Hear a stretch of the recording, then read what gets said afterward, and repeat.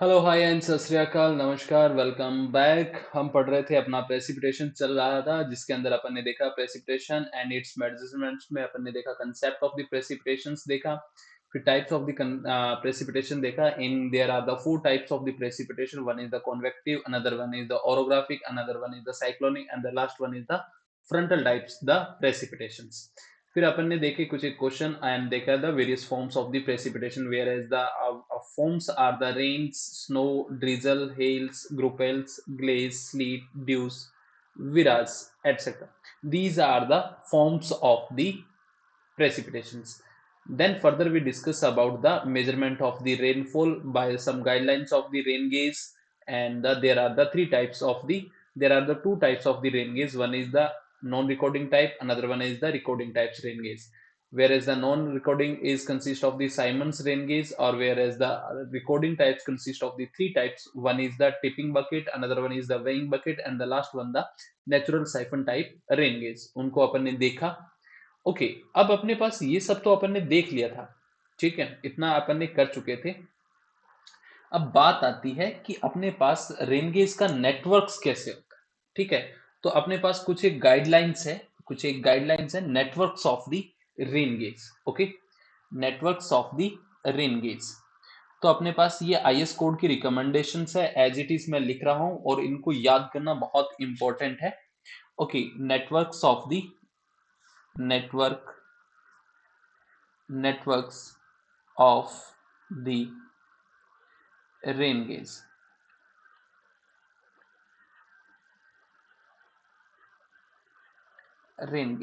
Networks of the rain gauge, ठीक है, networks of the rain gauge. Clear है, कोई दिक्कत वाली बात नहीं है।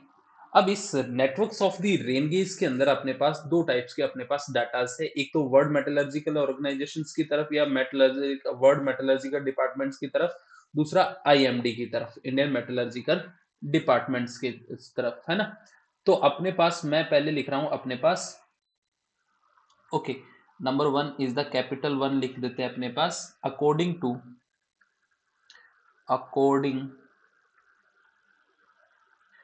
टू वर्ल्ड मेटरलॉजिकल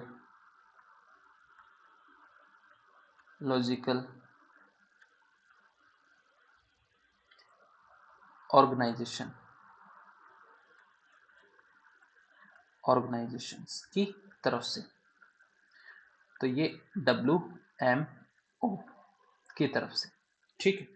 तो इसके अंदर अपने पास फर्स्ट आता है, okay, for flat regions.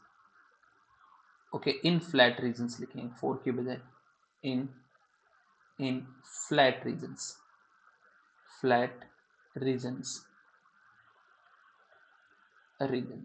Okay,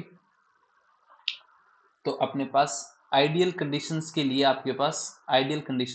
ideal, okay, 600 to 900 kilometre square तक।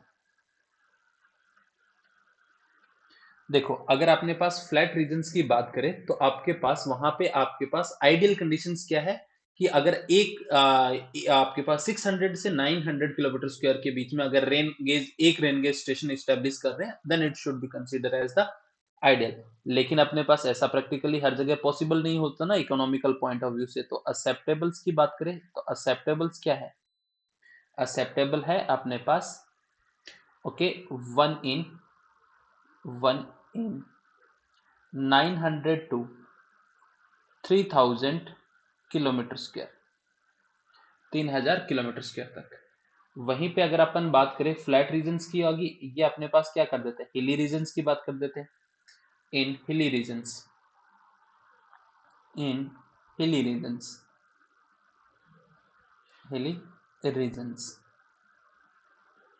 ओके, हिली रीजन्स की बात कर लेते हैं। तो हिली रीजन्स के अंदर आइडियल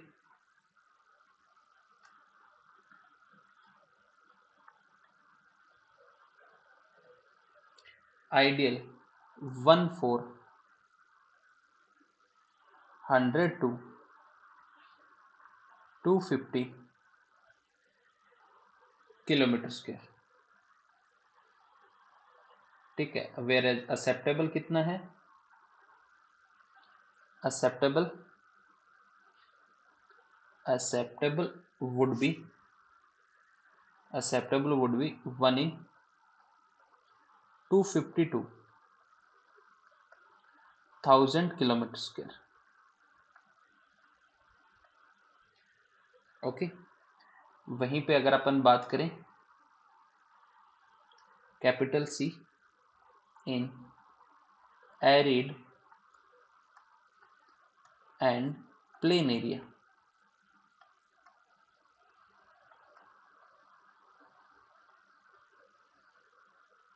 ओके,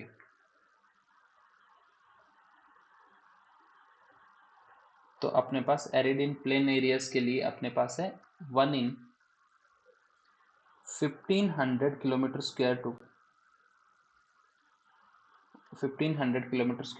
10,000 किलोमीटर स्क्वायर था। ओके,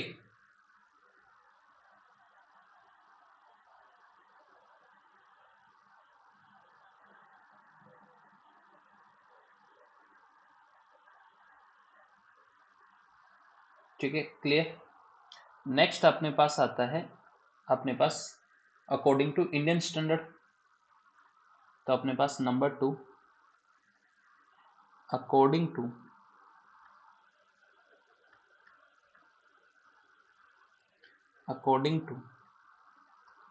इंडियन स्टैंडर्ड्स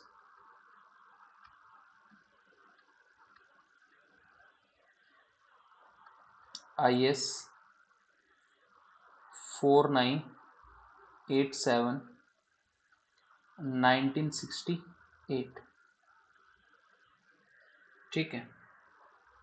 तो यहाँ के लिए अपने पास अगर अपन बात करें अपने पास इन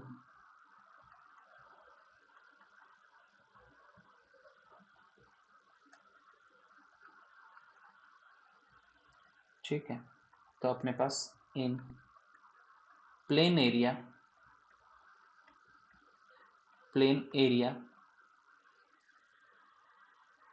आपके पास 1 in 520 किलोमीटर स्क्वायर, जहां पहले 600 था अब कितना हो गया, 520 हो गया ना। वर्ड में तो कितना दे रखा था, WMO ने तो दे रखा था अपने पास, कितना दे रखा था अपन को, दे रखा था 600, और अपन ने इंडियंस ने क्या किया, इंडियन एज यूजुअल आपको पता है कट कॉपी पेस्ट थोड़ा बहुत चेंज करके अपना लोगो लगा देंगे, ठीक है। तो फिर वही तो कर दिया, 520 कर दिया।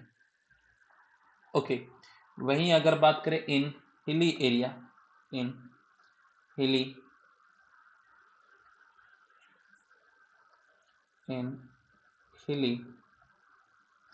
एरिया with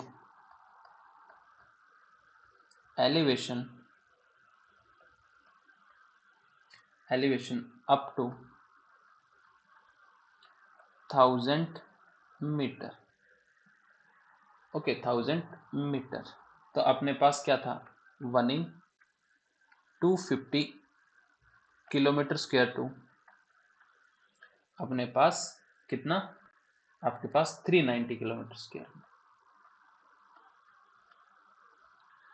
ठीक है। कि अपने पास एक आपके पास 250 से लेके 390 किलोमीटर के स्क्वायर के बीच में हिली एरिया, जिसका एलिवेशन क्या है आपके पास 1000 मीटर तक है, ठीक है। और अगर आपके पास कोई इन हिली एरिया ठीक है, इन हिली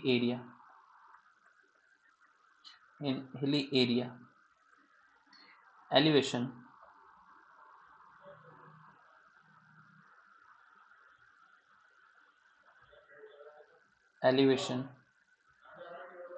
ग्रेटर देन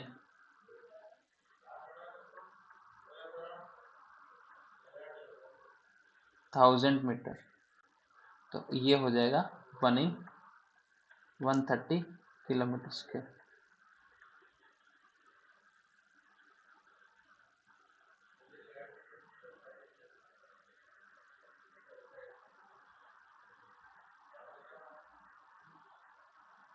ओके। तो यहाँ पे अपने पास छोटा सा नोट भी लिख लेंगे कि according to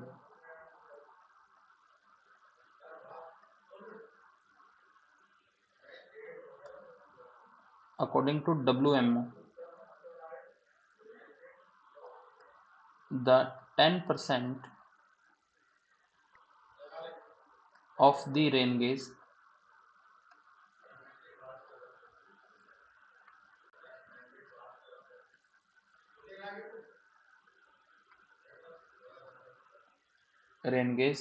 is occupied by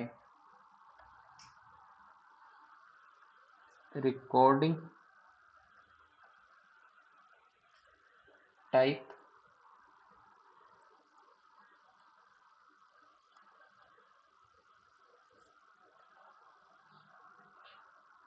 recording types rain gauge. देखो बाबू, बात ये क्या है कि अपने पास अपन को ये इस्टेब्लिश करना है कि माना कि कोई एक स्पेसिफिकली एरिया है, वहां पे अपन को क्या लगाना है, रेन गेज लगाना है। तो हमें ये पता होना चाहिए कि कितने एरिया के अंदर अपने पास एक लिमिट लेके चलते हैं। तो जनरली दो, एक तो आइडियल केस हो जाता है और एक अपने पास क्या है, इतना हुआ तो सबसे बेस्ट है। लेकिन अगर इतना नहीं हुआ तो मजबूरी में इतने के साथ में भी अपन क्या कर सकते हैं, काम चला सकते हैं ना, वो वाली कहानी होगी। तो अगर कोई फ्लैट एरिया है तो वहां पे आपके पास आइडियल तो कितना है, 600 से 900 किलोमीटर स्क्वायर के बीच में एक होना चाहिए। लेकिन मजबूरी के अंदर अगर आपके पास 900 से कितना 3000 किलोमीटर स्क्वायर तक भी जा रहा है तो भी कोई दिक्कत वाली बात नहीं होगी।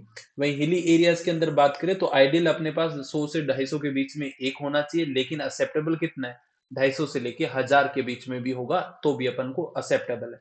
लेकिन अगर अपने पास जैसे इन एरिड और प्लेन एरिया जैसे पोलर जोन्स वगैरह हो गए ना, वहां पे अपने पास कितना होना चाहिए,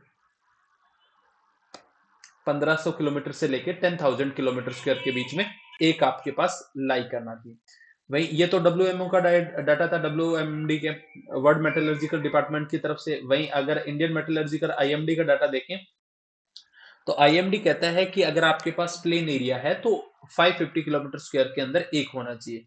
अगर आपके पास हिली एरिया जिसका एलिवेशन क्या है, 1000 मीटर तक है, तो अपने पास 250 से लेके साढ़े 390 के बीच में एक होना चाहिए। और अगर हिली एरिया है जहाँ एलिवेशन क्या है, 1000 से ज्यादा है, तो वहां वन इन आपके पास 130 किलोमीटर स्क्वायर के अंदर एक होना चाहिए। और अकॉर्डिंग टू आपके पास WMO ये कहता है कि आपके पास जितने भी आपके पास रेन गेज स्टेशन लगा रहे हो किसी पर्टिकुलर्स के अंदर, तो उसके अंदर 10% ऑफ दी आपके पास रेन गेज क्या होने चाहिए, रिकॉर्डिंग टाइप्स के होने चाहिए। बाकी रेस्ट ऑफ दी 90% क्या हो सकते हैं, नॉन रिकॉर्डिंग टाइप्स हो सकते हैं। अब सर 10% ही उल्टा होना चाहिए था वैसे तो, लेकिन कॉस्ट इफेक्टिव को ध्यान में रखते जहां पे आपके पास किसी भी बॉडीज के अंदर, किसी भी अपरेटस के अंदर अगर मूविंग पार्ट आ जाते हैं तो वहां पे आपके पास क्या है, खराब होने के चांसेस ज्यादा होते हैं। तो अपने पास रोटेटिंग ड्रम्स थे, टिपिंग बकेट्स थी, तो उनके क्या है, मूवमेंट्स आने लगे, और मूवमेंट्स आ गए तो वहां पे खराब होने के चांसेस ज्यादा होते हैं। इसलिए अपने पास रिकॉर्डिंग टाइप्स अपन कितने रखते हैं, 10%। क्लियर है? इज दैट क्लियर और नॉट? यहां तक कोई आपत्ति नहीं होनी चाहिए।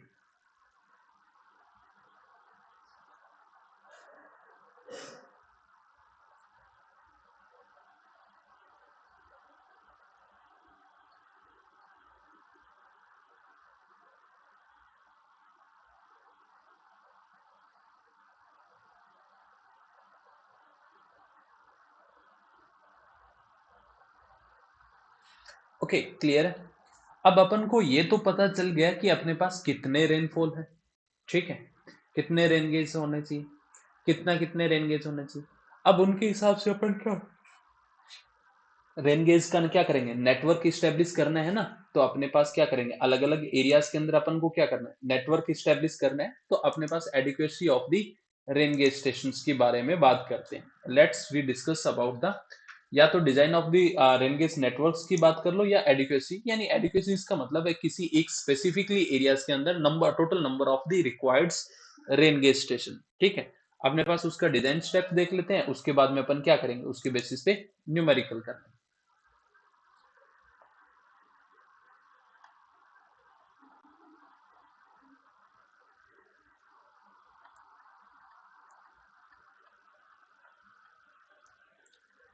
design of rain gauge network.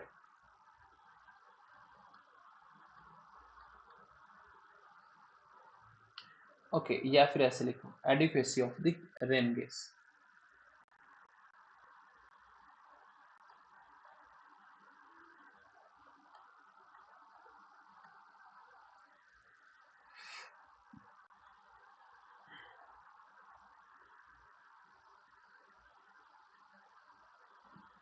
adequacy of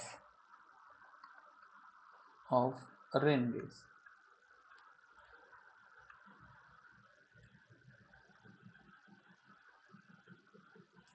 Okay.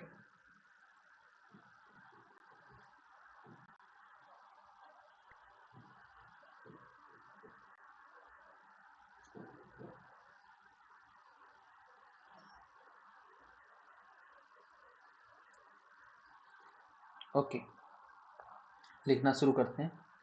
Numbers of the rain gauge stations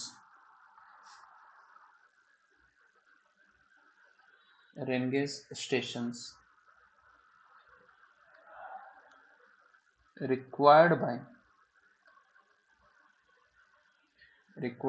by any catchment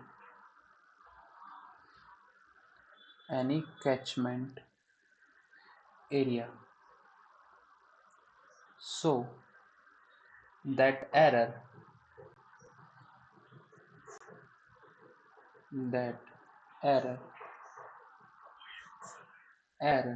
in rainfall collection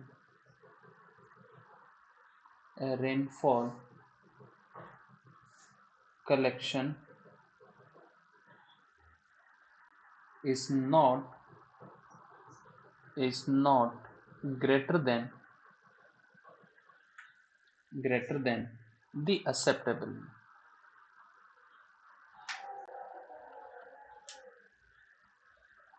देखो एक अगर आइडियल है अपने पास तब तो कोई दिक्कत वाली बात नहीं, लेकिन कभी भी अपने पास एक्सेप्टेबल लिमिट से क्या है ज्यादा नहीं होने चाहिए, ना ही आपके पास क्या है आपके पास कम होने चाहिए. तो अपन को क्या देखना है, total number of the required rain gauge देखना है. या फिर अपने पास ऐसे समझ लो कि अपन क्या कर रहे हैं, किसी एक पर्टिकुलर आपके पास रेन गेज आपका कोई एक एरिया है स्पेसिफिकली है ना, तो उसके अंदर अपन को चाहिए number of the rain gauge station चाहिए. ठीक है, समझने के लिए अपन ऐसे समझ लेते हैं कि अपने पास ये एक पर्टिकुलर क्या है एरिया है. ठीक है, ओके इस एरियाज के अंदर आपने एक रेन गेज स्टेशन यहां लगा दिया जिसपे प्रेसिपिटेशन कैलकुलेट हो रहा है, 1 नाम दे दिया, तो इसके उसके ऊपर जो रेनफॉल आ रहा है P1. अब यहां पे दे दिया P2, यहां पे दे दिया P3 और यहां पे दे दिया P4. ओके अब अपने पास इस पर्टिकुलर एरियाज के अंदर अपन ने 4 number of the rain gauge station apply लगा दिए, एस्टेब्लिश कर दिए.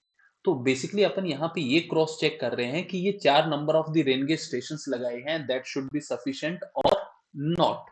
अगर आपके पास सफिशिएंट है तब तो देन फाइन है, और अगर नहीं है तो अपने पास और रेन गेज स्टेशन अपन क्या करेंगे, इस्टेब्लिश करेंगे.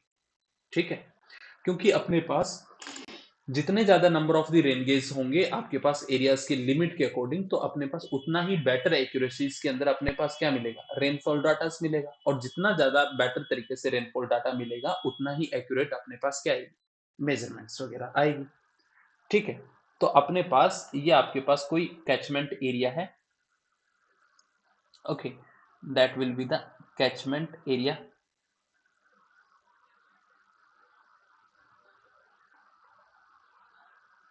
okay these are the rain gauge station.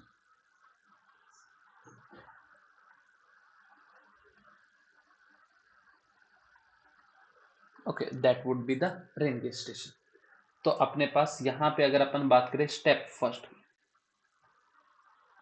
Okay step first क्या कह रहे हैं. ओके तो सबसे पहले अपने पास यहाँ कितने हैं, 4 नंबर्स है, इनका क्या लेंगे, मीन एवरेज लेंगे है ना. तो अपने पास कैलकुलेट, ठीक है अपन ने यहाँ पे एक पी एन कर देता हूं है ना, टोटल अपने पास n number of calculate calculate mean average mean precipitations precipitation over n over a catchment area. ठीक है, तो अपने पास पी एम इक्वल्स टू क्या हो जाएगा, आपके पास P1 plus P2 plus P3 plus dot dot dot dot Pn, जितने number of the rain gauge होंगे उनसे क्या कर देंगे, total number of the rain gauge station से क्या कर देंगे, डिवाइड कर देंगे। ओके, आपके पास क्या है, अपने पास यहां पे इसको मैं डायरेक्ट ऐसे लिख सकता हूं, P M is equal to summation of I tends to 1 to n P I upon में n, लिख सकते हैं, बिल्कुल लिख सकते हैं। ओके, तो अपने पास यहां पे मैं बोल दूं n क्या है, नंबर्स ऑफ रेन गेज क्या हुआ, ओके, रेन गेज स्टेशंस। ठीक है, रेन गेज स्टेशंस हो गया, और वेयर पी आई क्या है, ओके, रेनफॉल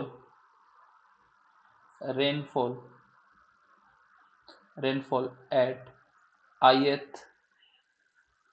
ith स्टेशन। ठीक है, जो आपके पास 1 2 3 जितने भी स्टेशन जिस नंबर की बात करेगा, आपके पास उसी रेन गेज स्टेशन का क्या है, अपने पास प्रेसिपिटेशन है। ओके, इतना करने के बाद में अपन स्टेप 2 में चलेंगे। ओके, स्टेप 2 में चलेंगे, और स्टेप 2 के अंदर अपन निकालेंगे आपके पास standard deviation. Step 2, okay, calculate standard deviation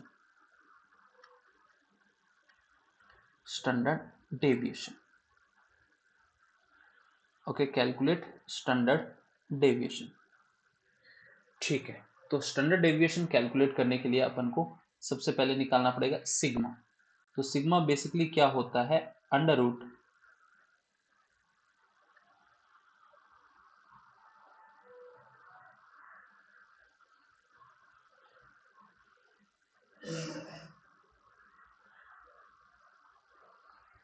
okay,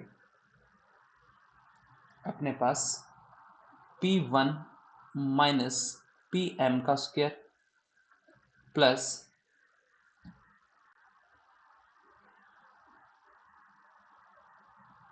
okay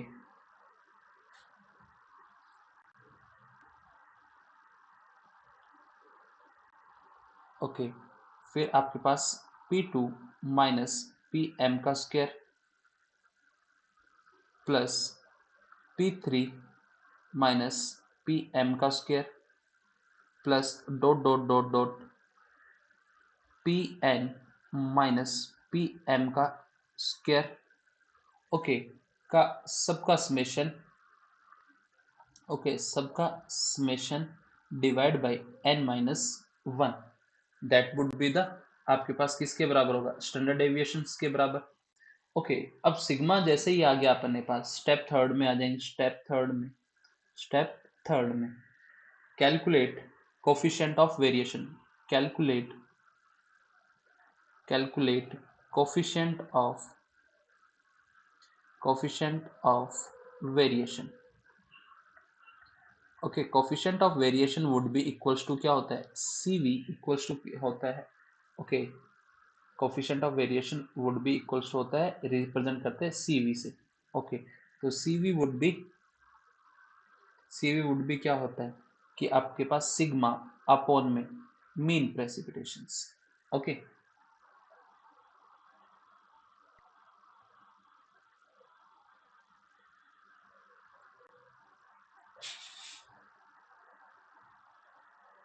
okay, तो बेसिकली अपने पास ये CV अपन को क्या बताता है कि जो एग्जिस्टिंग रेन गेज स्टेशंस है उनके अंदर आपके एरियाज के डाटा के अंदर कितना वेरिएशन आ रहा है। ठीक है, तो अपने पास यहाँ पे मैं साइड के अंदर लिख देता हूँ, अपने पास जो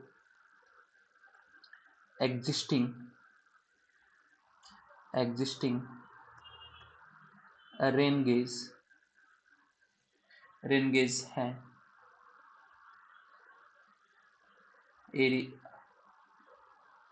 रेन गेज है किसी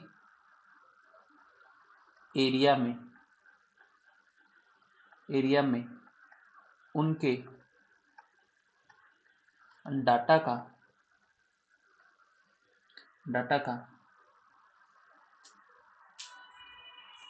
वेरिएशन बताता है।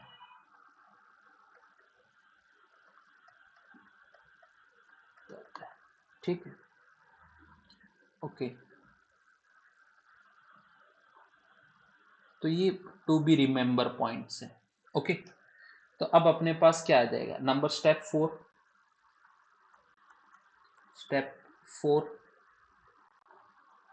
ओके, स्टेप 4 वुड भी क्या होगा, optimum number of rain gauge, optimum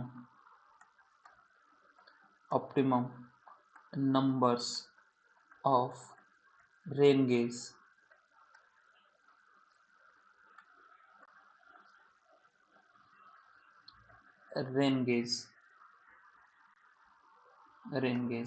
that would be the capital N is equal to CV upon में परमिसिबल एरर्स का होल स्क्वायर, ओके। ठीक है, ये again a very important formula. ठीक है, ये सिंगल फॉर्मूला के बेसिस पे भी आपको क्या है, ऑब्जेक्टिव क्वेश्चंस आ सकते हैं। ठीक है, अपने पास ओके। अगर अपन बात करें CV, अपने पास कोफिशिएंट ऑफ वेरिएशन था, ओके। ठीक है, कोफिशिएंट ऑफ वेरिएशन था एग्जिस्टिंग रेन गेज स्टेशन के अंदर, ओके। आपके पास E क्या है, आपके पास allowables percentage of error in the estimation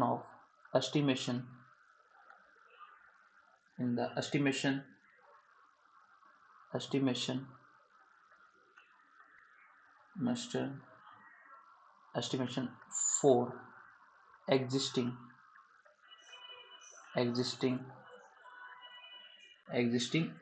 rain gauge network, ये नेटवर्क मेरे थोड़ा सा पीछे आ गया होगा, देख लेना, है ना। ओके, क्लियर है। और अगर आपके पास चलो वो तो आगे लिख लेंगे, है ना। स्टेप 5 आता है लास्ट। अब अपन ने अप्लाई कर रखे हैं, उसके अलावा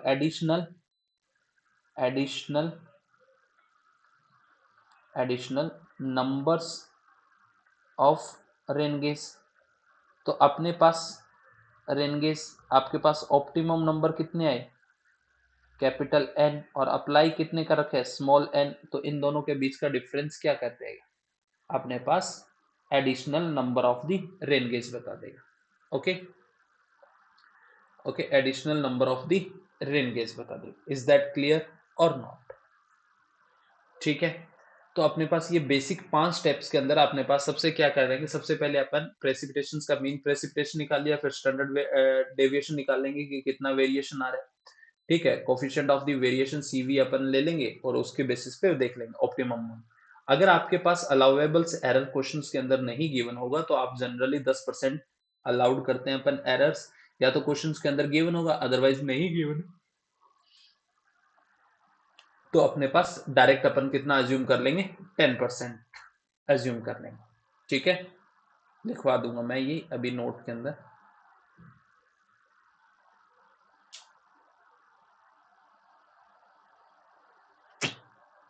ओके, चलो कुछ एक नोट लिखते हैं अपने पास एक, तो फिर अपन इसके क्वेश्चंस करने पे आएंगे।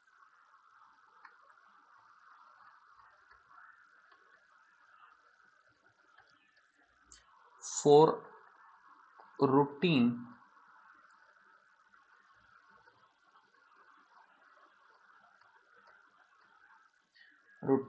Hydrological hydrological measurement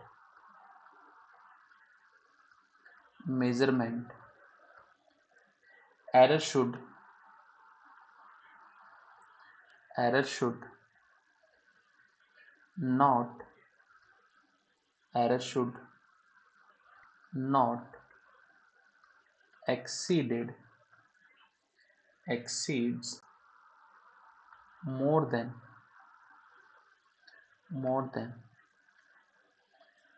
10%।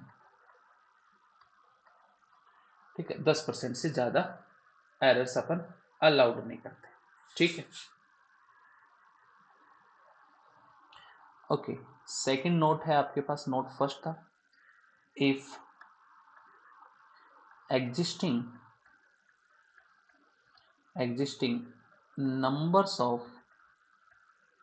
number of rain gauge are used in our analysis,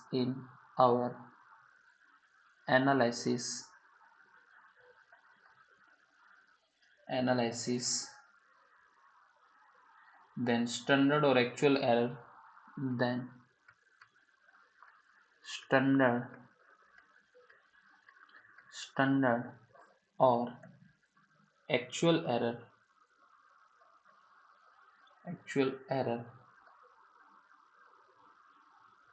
can also be computed as, okay. तो देन CV अंडर रूट आपके पास क्या दें, n,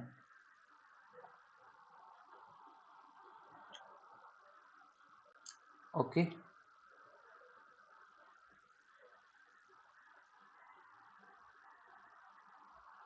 n is the existing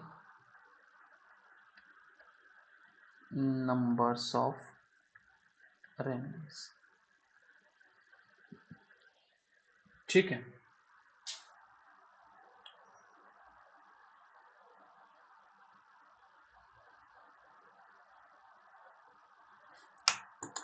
okay. Let's begins with the questions करना शुरू करें। Okay, जल्दी से आप लोगों ने नोट तो कर ही लिया होगा ये सारी चीजें, तो अगर नोट कर ली है तो जल्दी जल्दी इनका एक बार क्विक सा रिवीजन सा मार लो, फिर अपन इसके क्वेश्चन करते हैं।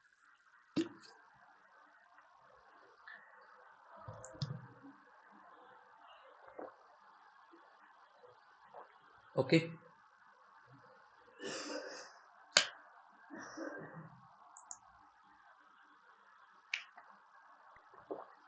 ओके, चलो let's continue.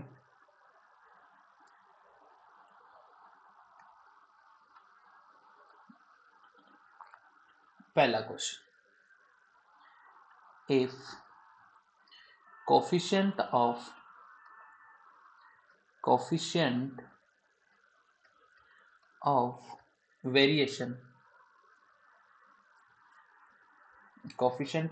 variation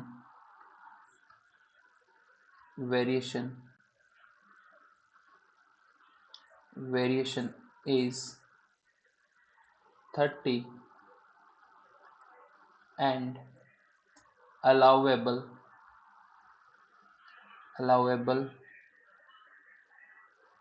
degree of error in the estimate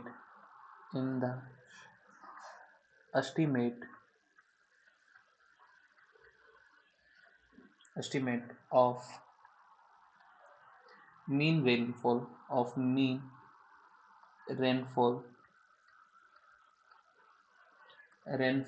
is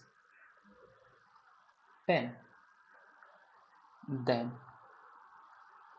वैसे 10 है ना, आपको मैं थोड़ा सा एक चीज बता दूं, ये भी 10% होता है और वेरिएशन भी क्या होता है, परसेंटेज में होता है। ठीक है, then the optimum numbers of numbers of rain gauge station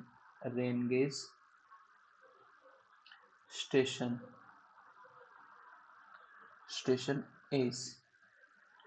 तो अभी अपन ने देखा कि optimum numbers of the rain gauge देखना है, ठीक है। तो ऑप्टिमम नंबर्स देखना है तो अपने पास n इज इक्वल टू क्या था, आपके पास CV अपॉन में अंडर रूट एरर्स का, अलाउेबल्स एरर का होल स्क्वायर।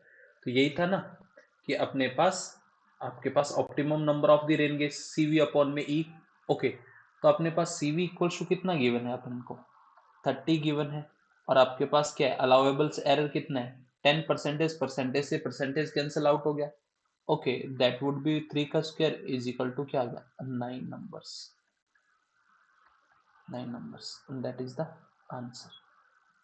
ओके, बस इतना सिंपल सा question.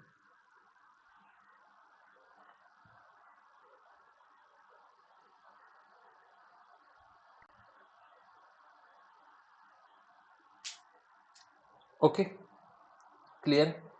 Now let's we move on the next question. Okay,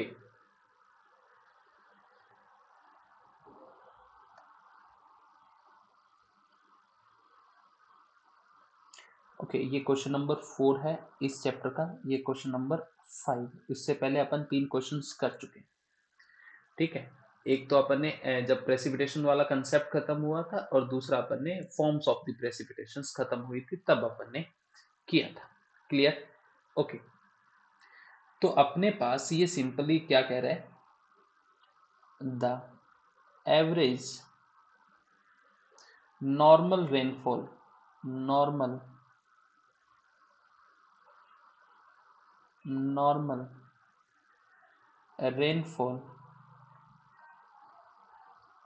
rainfall of 5 rain gauge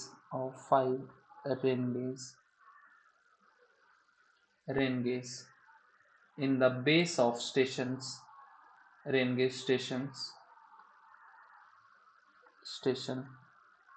in the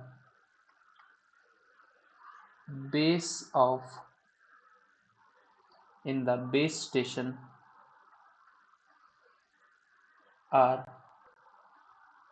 89, 54, 45,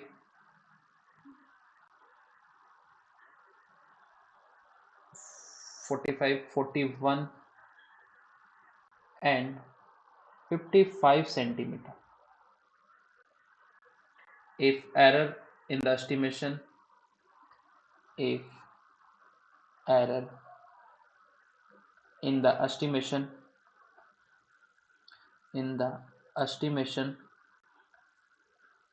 should not exceeded than the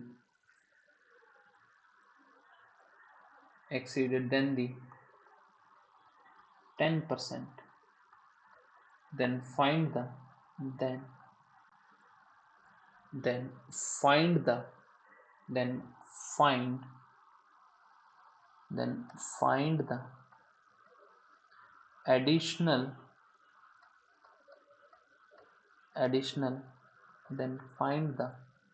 additional required numbers of rain gauge। RG stands for rain gauge। Okay, तो अपने पास सबसे पहले अपने पास step first क्या कहता है, सबसे पहले अपन क्या निकाले, mean precipitations. Okay,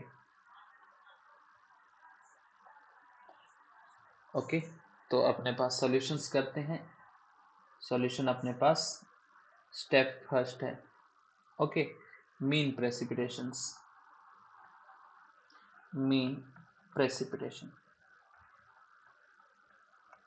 okay, mean precipitations क्या आ रहा है कि अपने पास PM वुड भी आ रहा है, आपके पास कितना है 89 plus 54 plus 45 plus 41 plus 55। Okay, और जितने number of the rain gauge station है कितने हैं, 5 है, तो देन डिवाइड बाय 5, तो एवरेज आ गया अपने पास 56.8 आपके पास मीन प्रेसिपिटेशन आ गया, mean 56.8 centimetre. Clear? Okay,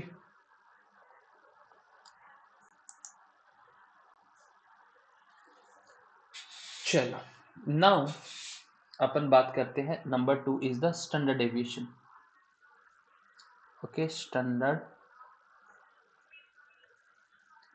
deviation.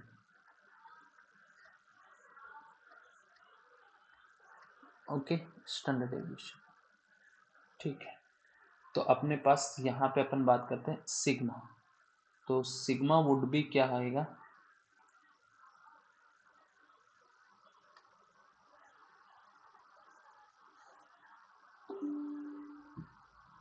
Okay,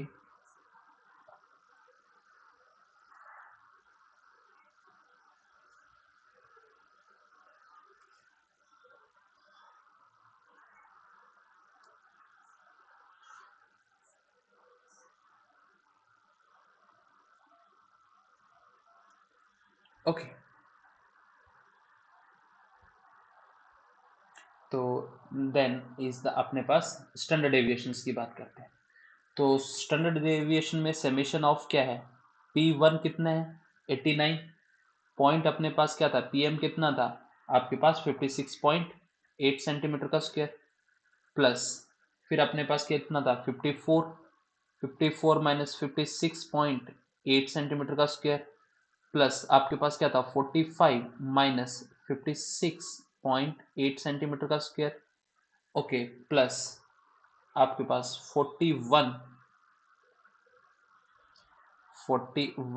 point, okay 41 minus 56.8 centimetre का स्क्वायर, ओके, फिर अपने पास रह गया लास्ट 41 के बाद में 55 पॉइंट माइनस 56.8 का स्क्वायर, और टोटल क्या था n-1, तो अपने पास 5 माइनस 1 का 4। तो अब इसको सॉल्व करेंगे तो आपके पास लास्ट निकल के आ जाएगा सिग्मा इज इक्वल टू आ जाएगा आपके पास 18.96 सेंटीमीटर आपके पास स्टैंडर्ड डेविएशन आ जाएगा। ओके, स्टैंडर्ड डेविएशन आ गया, क्लियर है, कोई दिक्कत वाली बात ही नहीं है। अब अपन क्या निकालते, coefficient of variations, number 3, coefficient of variation, coefficient of variation that is the CV।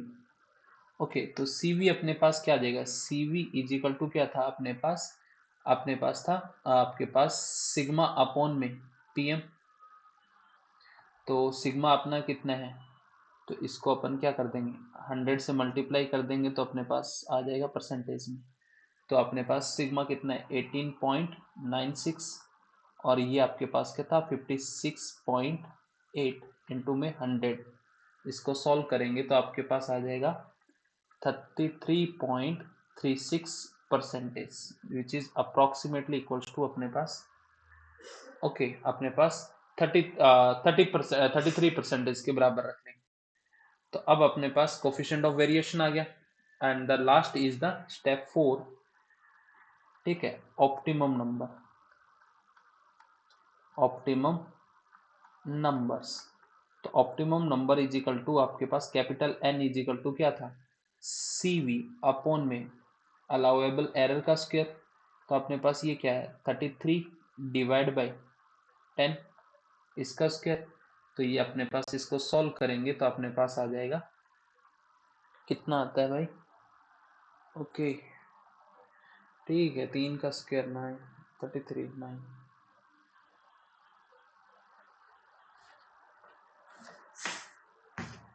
ठीक है, तो अपने पास ये आ रहा है अप्रोक्सीमेट 12 रेन गेज, कितना अप्रोक्सीमेट 12 रेन गेज। तो अपने पास लास्ट बट नॉट लिस्ट अपन को क्या निकालना था, एडिशनल नंबर, ठीक है, जिस भी एरियाज के अंदर ये रेन गेज लगा रखे हैं वहां पे अपन ने लगा कितने रखे हैं, अपन ने 12 लगा रखे हैं, लेकिन रिक्वायर्ड कितने 12 माइनस 5, तो अपन को 7 और एडिशनल रिक्वायर्ड है। Okay, 7 number of the rain gauge should additional 7 number of the rain gauge should station should required। ठीक है, क्लियर? यहां तक किसी को कोई आपत्ति नहीं होनी चाहिए।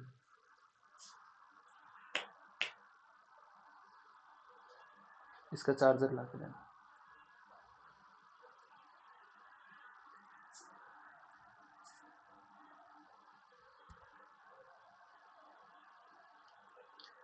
Okay, is that clear?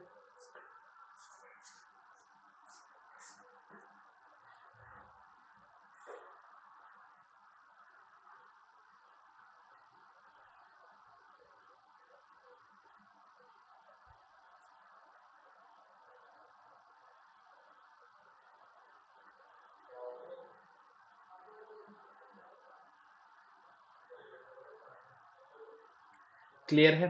किसी को कोई किंतु परंतु नहीं होनी चाहिए यहां तक। जल्दी देख लो, फिर अपन आगे बढ़ते हैं।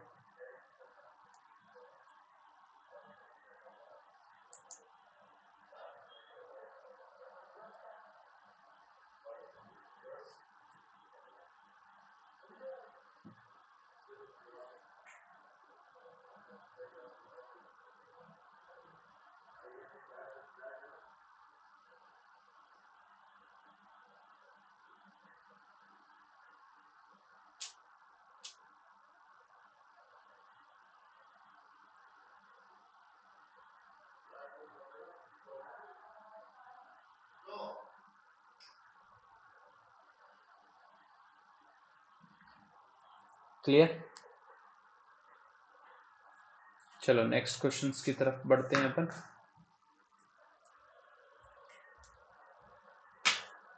एक सेकंड, चार्जर लगा लूं मैं।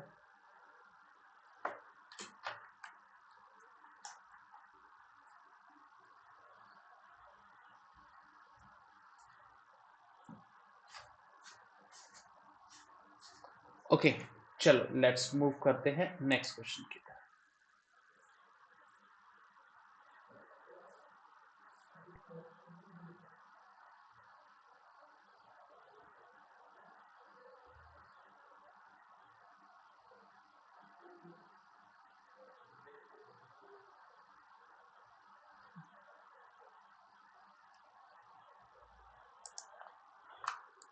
जो जो क्वेश्चंस के पैटर्न्स बन सकते हैं मैं वो सारे के सारे करवा रहा हूँ। ठीक है, क्वेश्चंस नेक्स्ट। लास्ट कितने नंबर का क्वेश्चन था? 5। तो that would be the question number 6। A catchment has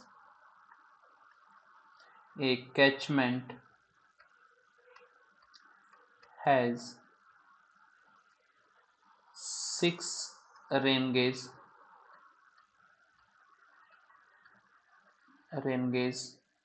station in a particular year, particular year. The annual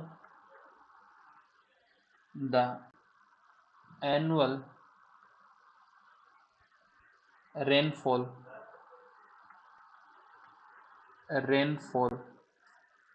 recorded by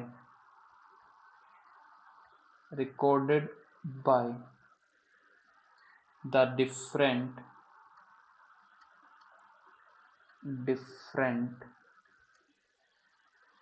gauge are as follow। Okay, यहाँ पे मैं स्टेशंस लिख रहा हूँ। यहाँ पे अपने पास रेनफॉल ये सेंटीमीटर्स में। ठीक है, तो ये अपने पास A B C D E F, तो इसने किया 82.6, 102.9, 180.3, 11 0.3, 98.8 और 136.7। ठीक है, तो देन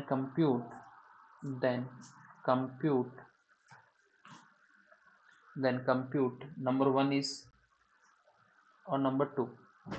ओके, तो अपन को क्या क्या चीज़ें कैलकुलेट करनी है। ठीक है, तो पहले के अंदर तो क्या करना है, व्हाट इज स्टैंडर्ड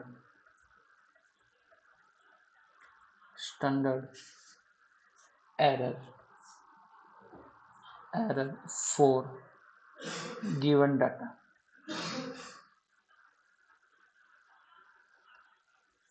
ओके, फिर लास्ट कह रहा है for a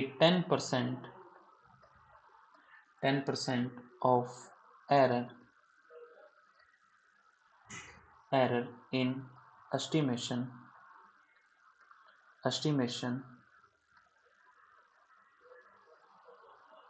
for 10% error in estimation, calculate optimum numbers of ranges। ठीक है, क्वेश्चन पढ़ लो फिर इसका सॉल्यूशन करो। देखो, ये कह रहा है कि जिनको आ रहा है, जिनको समझ में आ गया, वो वीडियो को पॉज कीजिए और फिर इस क्वेश्चन को सॉल्व कीजिए, फिर आगे बढ़ना। ठीक है, अदरवाइज मेरे को तो क्वेश्चन करवाना ही करवाना है।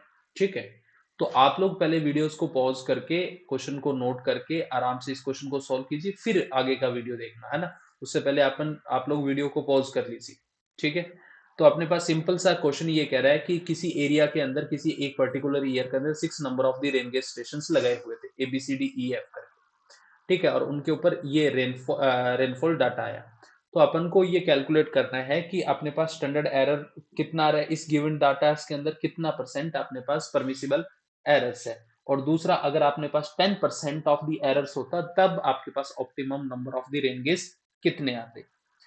ठीक है, ओके। तो अपने पास सिंपल सा है, अपने पास कि अपने पास सबसे पहले तो अपने क्या करें, मीन प्रेसिपिटेशन निकाले। तो mean is equal to 82.6 plus में 102.9 प्लस 180.3 प्लस 110.3 प्लस 98.8 प्लस 136.7।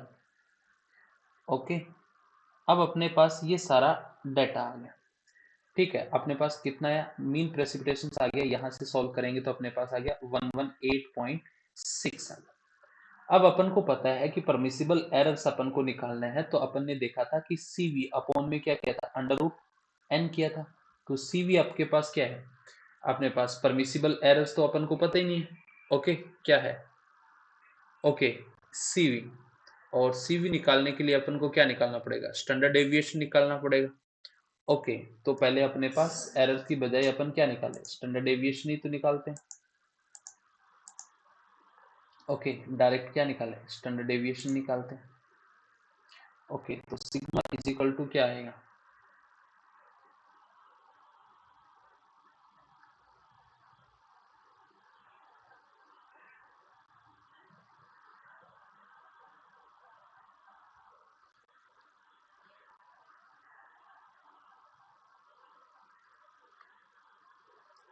ठीक है।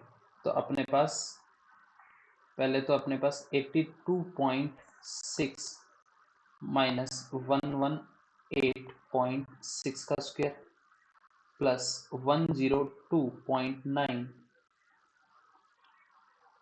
माइनस 118.6 का स्क्वायर प्लस आपके पास 180.3 माइनस 118.6 का स्क्वायर प्लस आपके पास 98.8 माइनस 118.6 का स्क्वायर ओके, प्लस 136.7 माइनस 118.6 का square, okay, divide by 6 minus 1, तो आपके पास स्टैंडर्ड डेविएशन आ जाएगा, आपके पास आ जाएगा 35.03। ओके, 35.03 आपके पास स्टैंडर्ड डेविएशन आ जाएगा। ओके, अब अपने पास क्या निकालना है, स्टैंडर्ड डेविएशन की हेल्प से अपन क्या निकाल लेंगे, कोफिशिएंट ऑफ वेरिएशन निकाल लेंगे।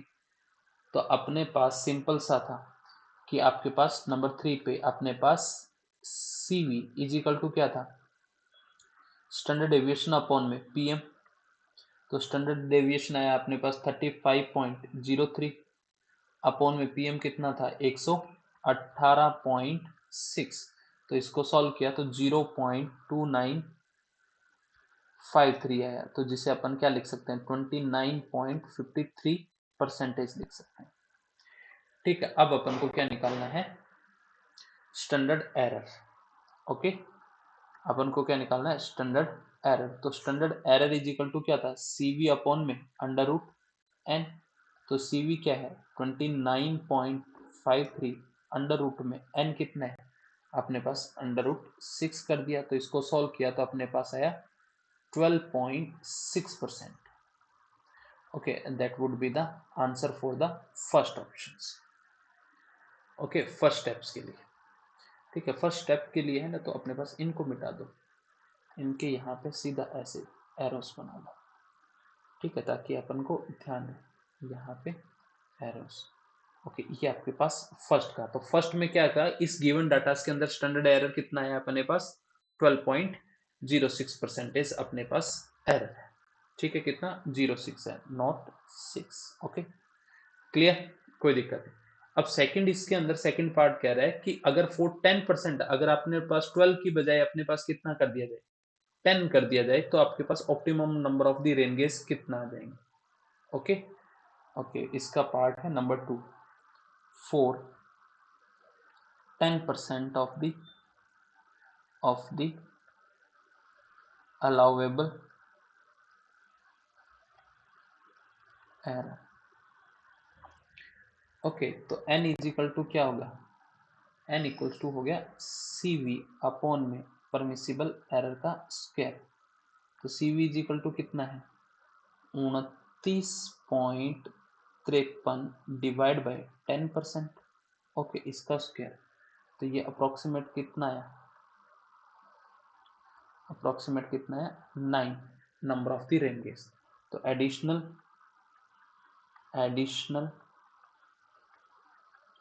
नंबर्स ऑफ रेन गेज कितना हो जाएगा आपके पास 9 minus 6 is equal to 3 would be the answer. ठीक है,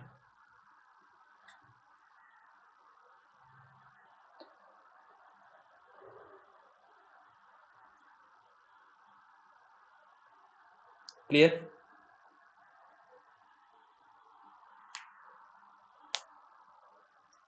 ओके,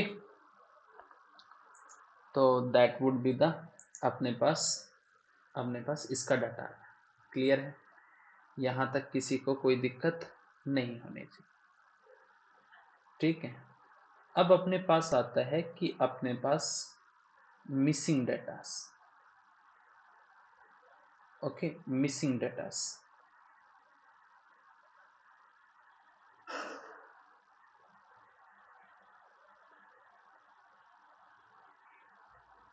ओके, चलो,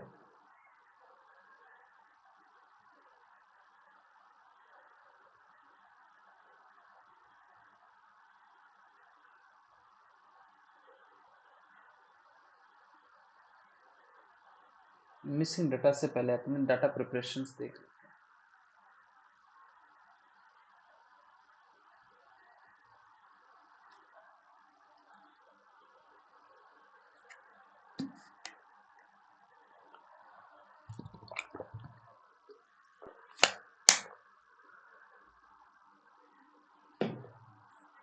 ओके, क्लियर? यस और नो? यहां तक अपना क्लियर है? चलो नेक्स्ट अपने पास पहुंचते हैं, अपने पास नेक्स्ट टॉपिक अपन डिस्कशन करते हैं, and that would be the measurement of the mean precipitations. Okay, तो नेक्स्ट टॉपिक अपना आता है measurements of the mean precipitations. Okay, next आपके पास आता है मेजरमेंट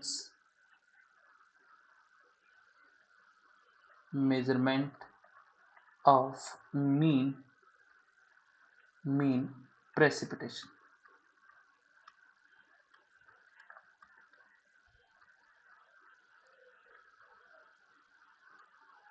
मीन प्रेसिपिटेशंस। ओके, अपन इसका थ्योरेटिकल पोर्शन करेंगे और न्यूमेरिकल अपन फिर नेक्स्ट क्लास में करेंगे, ठीक है?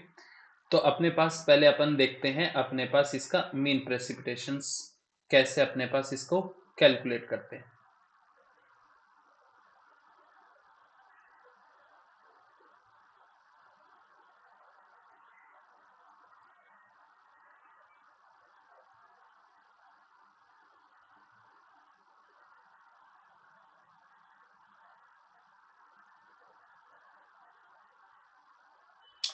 ठीक है, अब अपने पास बात करते हैं अपने पास मीन प्रेसिपिटेशंस की। ओके, तो अगर अपने पास सपोज दैट अपने पास इसके there are three methods of the mean precipitation. One is the आपके पास अरिथमेटिक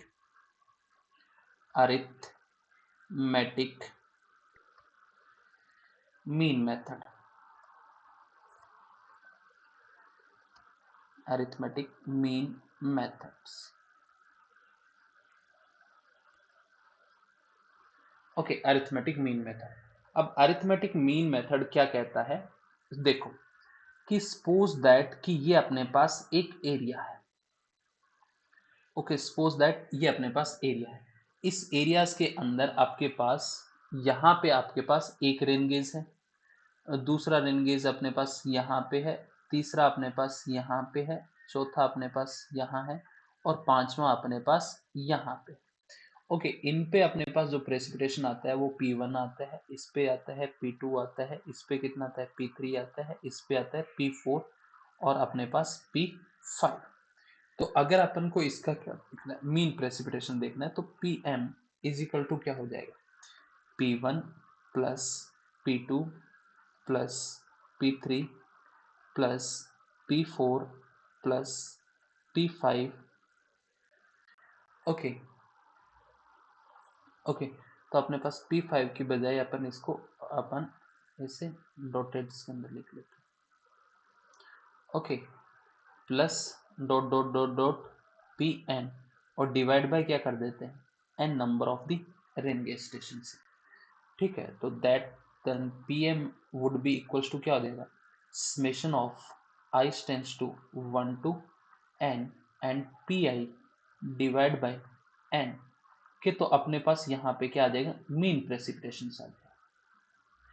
ओके, ठीक है, तो ये आपके पास एवरेज निकालने का क्या है, किसी भी पर्टिकुलर एरियाज का सबसे सस्ता तरीका है। लेकिन एक बात बताओ, क्या जब अपने पास यहाँ पे अपन P1 और P2 की बात कर रहे थे, तो P2 ने क्या इस एरिया से रेनफॉल नहीं लिया? देखो, जब अपन पढ़ रहे हैं ना, तो जब रेन गेज होता है तो रेन गेज की अपने पास क्या था, साइमन रेन गेज था, उसका अपने पास डायमीटर कितना था, 12.7 सेंटीमीटर। डायमीटर कितना था, जस्ट 12.7 सेंटीमीटर का ही डाटा था। लेकिन अपने पास मैं ये बोल रहा हूं कि अपने पास 520 किलोमीटर स्क्वायर के अंदर एक रेन गेज होगा, तो एरिया तो बहुत लार्ज है। और रेन गेज क्या कर रहा है, एज ए पॉइंट रेनफॉल की तरह काम कर रहा है। तो टोटल एरियाज के अंदर कितना रेनफॉल हुआ है, उसके लिए अपन को क्या लेना पड़ता है, सबका एवरेज लेना पड़ता है। तो जब अपन इस एरियाज के अंदर इस डायग्राम्स के अकॉर्डिंग देखोगे, तो अपने पास 5 number of the rain gauge है, और ये इस कंटिन्यूटली सर्कल्स के बीच में आ रहा है, ठीक है। लेकिन अगर अपन बात करें तो ये बाहर का एरिया है, ये आउटर एरिया है, क्या इसका रेनफॉल आपके पास P2 वाले प्रेसिपिटेशन में नहीं आया? बिल्कुल आया, ठीक है, बिल्कुल आया। लेकिन अपन यहाँ पे कंसीडर ही नहीं कर रहे, उस एरिया को तो कंसीडर ही नहीं कर रहे। तो अपन ने क्या मान लिया कि जितना भी इस टोटल एरिया होगा, कि तो P2 का ऐसा तो है नहीं कि सिर्फ इतना ही एरिया, तो P2 का हो सकता है कि आपके पास इतना दायरा हो, और अपने पास तो ये ख्याल ही क्या आ रहा है, इतना सा तो दायरा आ रहा है इसका, P2 का। ठीक है, और अपन टोटल का कंसीडर कर रहे हैं, तो इतना एक्यूरेट डाटा तो है नहीं, तो इसके लिए अपने पास एक नया मेथड आया, that method is known as Thiessen polygons method कहलाया। वो क्या कहलाया अपने पास, थीसन पॉलीगन मेथड कहलाया।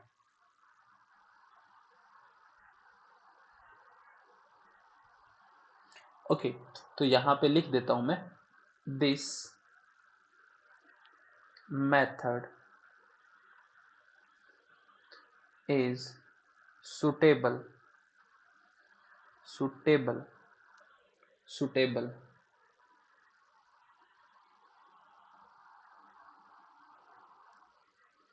only when rainfall distribution rainfall distribution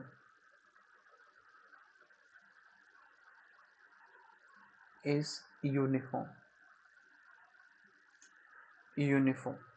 यानी कहने का मतलब, जब आपके पास यहाँ P2 पे अपन ने रेन गेज लगाया था, तो इससे थोड़ा सा दूर पे यहाँ पे तो क्या होगी, हाई इंटेंसिटी रेनफॉल होगी, और यहाँ पे हुई नहीं। क्या इस एरिया के अंदर बारिश नहीं हुई है?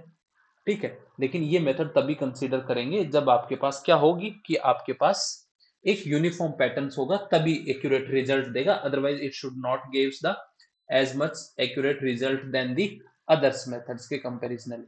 तो इसके इफेक्ट को अपन को न्यूट्रलाइज करने के लिए अपने पास सेकंड मेथड आया, that method is known as Thiessen polygon method. Thiessen polygon method, Thiessen polygon method. Okay, Thiessen polygon method.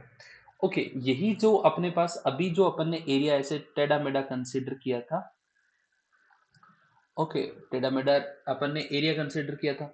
अब इस टेढ़े मेढ़े एरियाज के अंदर अपन ने एक रेन गेज स्टेशन ये लगा रखा है, इसका नाम मान लो कि इसका नाम है, यहाँ पे P1 प्रेसिपिटेशन आ रहा है। ओके, और इस रेन गेज का जो एरिया आ रहा है इसके अंदर A1 है। ठीक है, इसके अंदर P2 है और इसका एरिया है A2। ओके, ये आपके पास क्या है, P3 है और इसके अंदर एरिया क्या है, A3, और इसका एरिया क्या है, P4 है और इसका एरिया क्या है, आपके पास A4 है। क्लियर? कोई दिक्कत वाली बात नहीं? यस और नो? कोई आपत्ति नहीं होनी चाहिए। ठीक है, कोई आपत्ति नहीं होनी चाहिए। ओके, अब अपन को क्या करना है कि अब अपने पास सिंपल सा अपन को एरिया के इफेक्ट को न्यूट्रलाइज करवाना था। तो उससे बचने के लिए अपन क्या करो कि जितने भी आपके पास ये रेन गेज स्टेशन है, इनको आपस में क्या कर दो, स्ट्रेट लाइन से क्या कर दो, कनेक्ट कर दो। क्या कर दो, कनेक्ट कर दो। ठीक है, स्ट्रेट लाइन से आपस में क्या कर दो, कनेक्ट कर दो। ओके, कनेक्ट कर दिया। ओके, अब जितनी भी अपन ने आपस में कनेक्ट कर दिया, अब इन एरियाज के ये लाइंस है ना, इन लाइंस को क्या कर दो, बाइसेक्ट कर दो। ठीक है, इन लाइंस को क्या कर दो, बाइसेक्ट कर दो। ओके, ये इन लाइंस को अपन क्या कर देते हैं, बाइसेक्ट कर देते हैं। ओके, इस लाइंस को अपन ने ऐसे बाइसेक्ट कर दिया, इस लाइंस को अपन ने ऐसे बाइसेक्ट कर दिया, और इस लाइंस को अपन ने ऐसे बाइसेक्ट कर दिया। ठीक है, 4 number of the rain gauge थे, 4 एरियाज के अंदर क्या हो गए, डिस्ट्रीब्यूट हो गए। अब अपने पास जब अपन क्या करेंगे, इस P1 का कंसीडर करेंगे, तो अपने पास एक वेटेड फैक्टर से क्या कर देंगे, मल्टीप्लाई कर देंगे, जिसके कारण ये सिर्फ और सिर्फ क्या करेगा, इतने ही एरियाज को क्या करेगा, कंसीडर करेगा। इतने ही एरिया को क्या करेगा, कंसीडर करेगा, इतने से एरिया को कंसीडर करेगा, इस आउटसाइड वाले एरियाज को कंसीडर नहीं करेगा, है ना। तो इसलिए ये आपके पास क्या हो गया, थीसिस के कंपेरिजनली अगर अपने पास बात करें, अगर अपन बात करें किसके, मीन मेथड के कंपेरिजनली, उसके कंपेरिजनली ये क्या हो जाएगा, ज्यादा एक्यूरेट हो जाएगा। तो अगर अपने पास यहाँ पे अपन क्या निकाले, पी एवरेज निकाले, पी मीन प्रेसिपिटेशन निकाले, तो अपन क्या करेंगे, P1 A1 plus P2 A2 A2 P2 A2 plus P3 A3 plus dot dot dot Pn An। ठीक है, okay, P N A,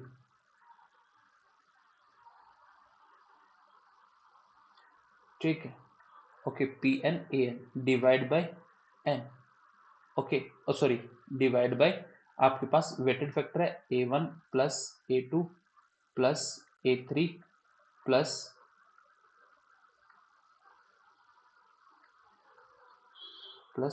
A3 plus dot dot dot AN के बराबर आ गया। तो यहाँ पे PM आ गया अपने पास summation of i tends to 1 to n, आपके पास क्या आया, PI AI, ओके, अपॉन में AI का भी समेशन आ गया, ठीक है। तो इस मेथड्स के अंदर अपने पास क्या हो गया, वेटेड फैक्टर कंसीडर होने की वजह से जो सरप्लस एरिया था, जो बाहर का एरिया था, वो अपने पास क्या हो गया, नेग्लेक्ट हो गया। वो एरिया क्या हो गया अपने पास, नेग्लेक्ट हो गया, जिसके कारण अपने पास क्या, वेटेड फैक्टर से आने की वजह से जितना इसके दायरे में आ रहा था वही एरिया अपन ने कंसीडर किया। अब मेरे को एक बात बताओ, अब जैसे अपने पास ये A1 वाला एरिया है, या कोई मान लो A3 वाला एरिया है, ठीक है, अपने पास कौन सा है, A3 वाला एरिया, ओके। इस A3 वाले एरियाज के अंदर यहाँ पे आपके पास बारिश तो हो रही है 10 mm की, और यहाँ पे हो रही है 5 mm की, तो दोनों आ तो एक ही एरिया के अंदर रही है, ठीक है, लेकिन आपके पास रेन गेज स्टेशन के अंदर तो दोनों में ही नहीं गिर रही बारिश। रेन गेज स्टेशन तो P3 है, क्या इसका मतलब आपके पास A3 एरिया में बारिश नहीं हुई है, लेकिन आपके पास थीसन पॉलीगन्स ने क्या किया, वेटेड फैक्टर तो कंसीडर कर लिया, आउटसाइड वाले एरियाज को तो नेग्लेक्ट कर दिया, लेकिन आपके पास जो टोपोग्राफिकल इफेक्ट आ रहा था रेनफॉल का, उस इफेक्ट को ये काउंटरैक्ट नहीं कर पाया। तो उसके लिए आपके पास एक नया मेथड है, that method is known as isohyetal methods, that method is known as isohyetal methods कहलाए, ओके। ओके, वो मेथड क्या कहलाए, मेथड कहलाए, ओके। इसके अंदर एक पॉइंट्स बना के लिख देते हैं, okay. In this method, in Thiessen polygon weighted precipitation, weighted precipitation, precipitations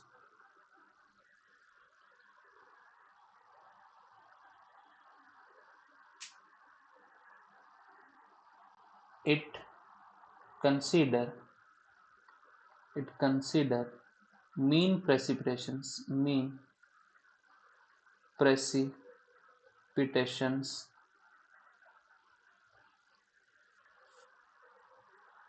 according to their mean precipitation of any rain gauge as per their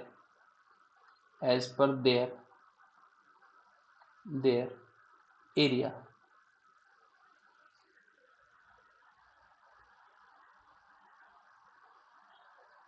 okay। in this method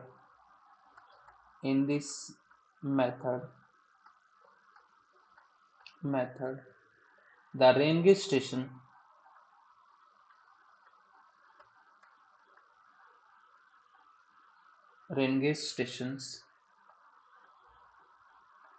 stations outsides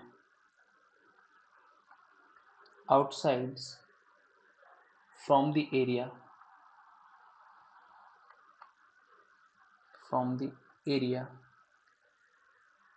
is also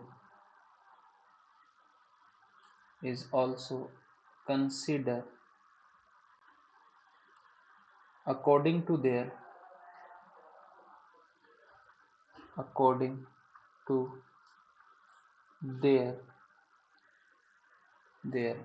weightage,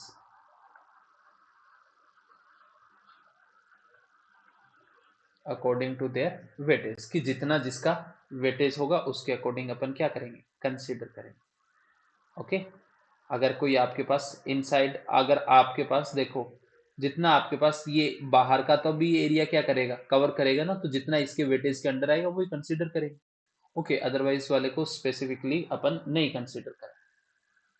ठीक है, तो next आता है आपके पास isohyetal methods. Okay, isohyetals method number 3 is the isohyetal method.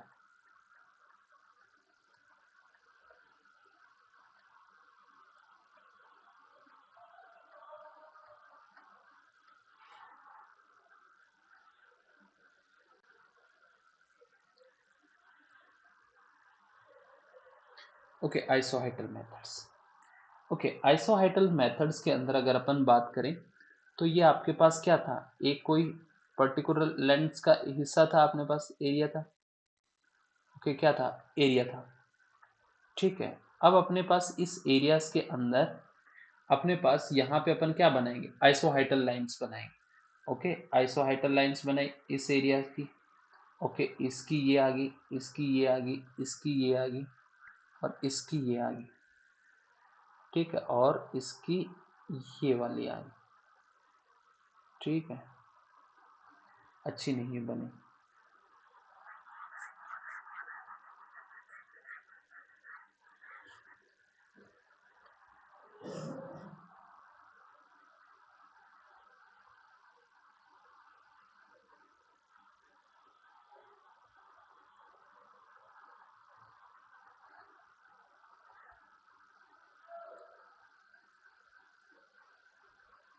आपके पास माना कि इसका एवरेज प्रेसिपिटेशन कितना है, पी नॉट, इसका पी वन, इसका पी टू, इसका पी थ्री, इसका पी फोर।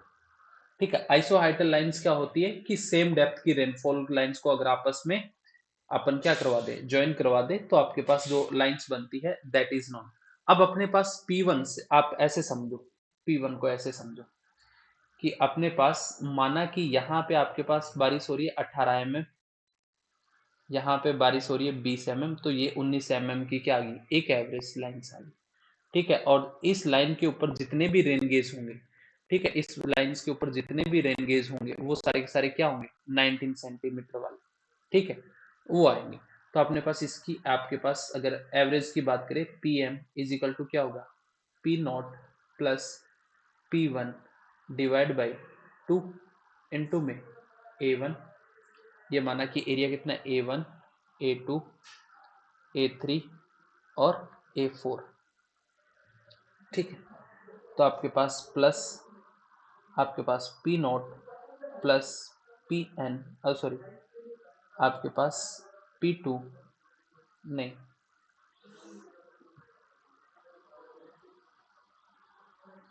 आपके पास P one plus P two.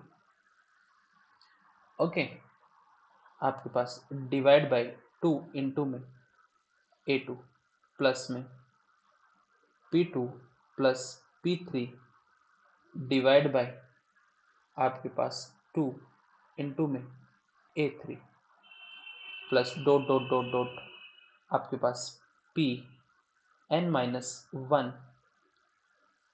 Plus P N divide by 2 into में A N, the whole divided by the whole thing is divided by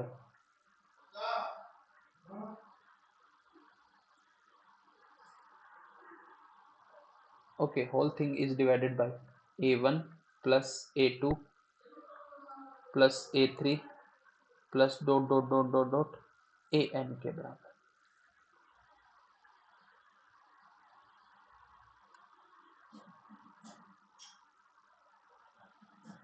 ठीक है, और अगर आपके पास if p naught is not given,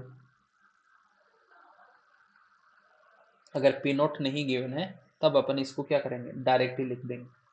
अपने पास p naught is not given, तब अपन क्या करेंगे, P M is equal to P one plus A one plus फिर आगे से P one plus P two divide by 2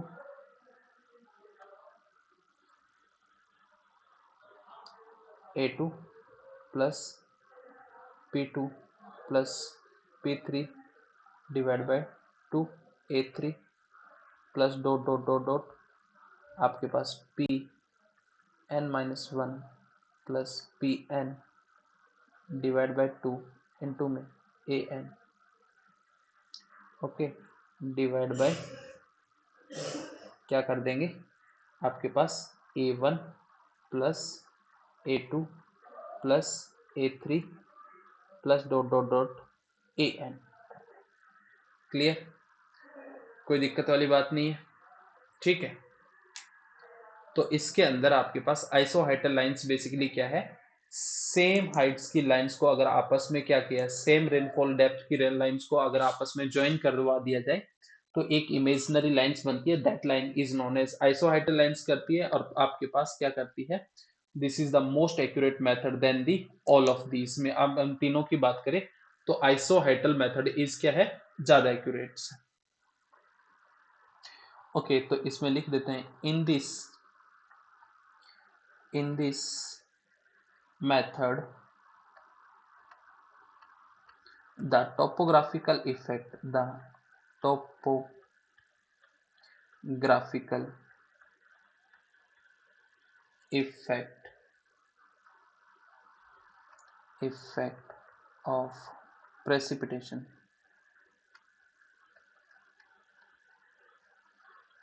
precipitations are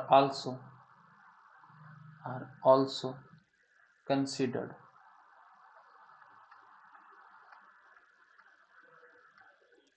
Okay, the area between two adjacent isoheital lines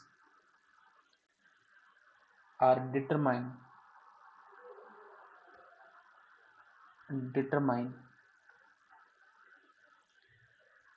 by using planimeter का use करते हैं। Okay, this is the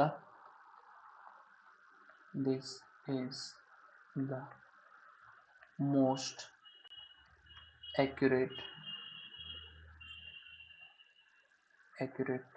method.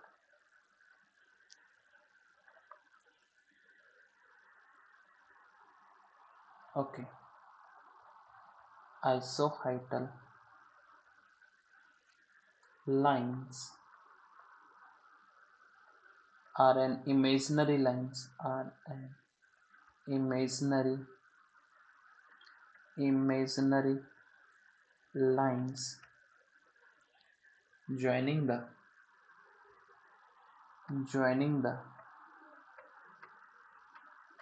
joining the same rainfall depth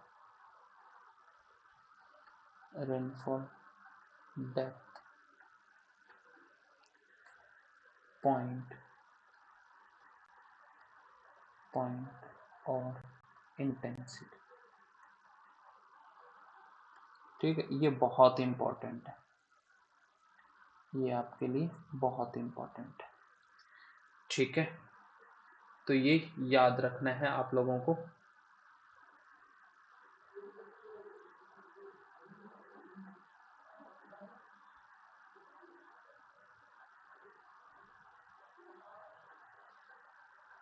चलो ठीक है, कल इसके basis पे अपन next class के अंदर इसके बेसिस पे अपन क्या करेंगे, न्यूमेरिकल करें। क्लियर है? कोई किंतु परंतु नहीं होनी चाहिए कि बेसिकली अपने पास क्या है, मीन प्रेसिपिटेशन निकालना है कि किसी एक पर्टिकुलर एरियाज के अंदर number of the wide space के ऊपर अपन क्या लगा रखा होता है, रेन गेज स्टेशन लगा रखा है। तो अपने पास उनको क्या है कि अगर उस पर्टिकुलर एरियाज का रेनफॉल डाटा लेना है तो अपन क्या लेंगे, मीन वैल्यूज लेंगे, तो सबकी एवरेज ले लिया, ठीक है, जिसे अर्थमेटिकल मीन मेथड कह दिया। अर्थमेटिकल मीन मेथड्स के अंदर अपने पास क्या है, समटाइम्स अपने पास जो डाटा बाहर के होते हैं वो कंसीडर नहीं होते, ठीक है, जो बाहर वाला एरिया है उसका तो कंसीडर नहीं किया, तो उसको अपने पास इसका वेटेज, उसको इफेक्ट कंसीडर करने के लिए अपन ने इसका क्या ले लिया, वेटेज फैक्टर से मल्टीप्लाई कर लिया, जिसके that method is known as Thiessen polygon method कहलाया, ठीक है, थीसिस पॉलीगन मेथड कहलाया। और फिर अपने पास इसमें क्या है, टोपोग्राफिकल इफेक्ट नहीं आ रहा था, उसको इंक्लूड करने के लिए अपन ने आइसोहेटल मेथड्स कर लिया। ठीक है, ये सबसे एक्यूरेट्स होता है। और आइसोहेटल लाइंस क्या होती है, imaginary line passing through the earth surface having the equal having the same rainfall depth point or intensity points. Okay, this is all about for today. So thank you guys for being with us. I hope you enjoy the session. मिलते हैं जल्दी एक नए session के साथ में, तब तक के लिए टाटा बाय बाय, जय हिंद जय भारत।